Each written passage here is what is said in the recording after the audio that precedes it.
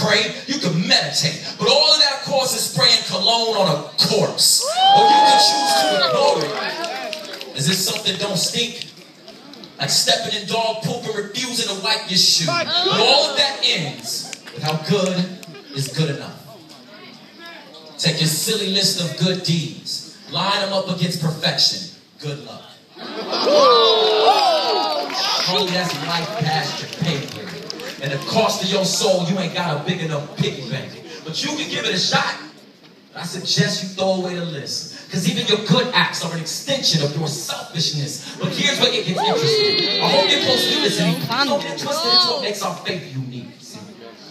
Here is what God says is part A of the gospel. You can't fix yourself. Quit trying. It's impossible. Sin brings death. Give God his breath back. You owe him. Eternally separated. And the only way to fix it is for someone to die in your place. But that someone got to be perfect. Or the payment ain't permanent. So if and when you find a perfect person, get him or her to willingly trade their perfection for your sin and death. Clearly, since the only one that can meet God's criteria is God, God sends himself as Jesus to pay the cost for us. And it's his death. And it functions as payment. Yes, payment. Writes a check with his life. But at the resurrection, we all cheered. Because that means that check cleared. Hey. Pierced hands.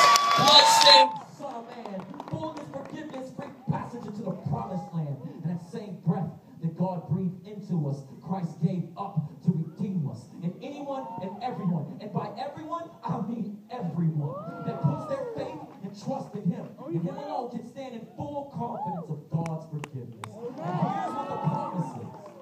You are guaranteed full access to return to perfect unity by simply believing in Christ. Christ alone. You are receiving life. Yes. I love life.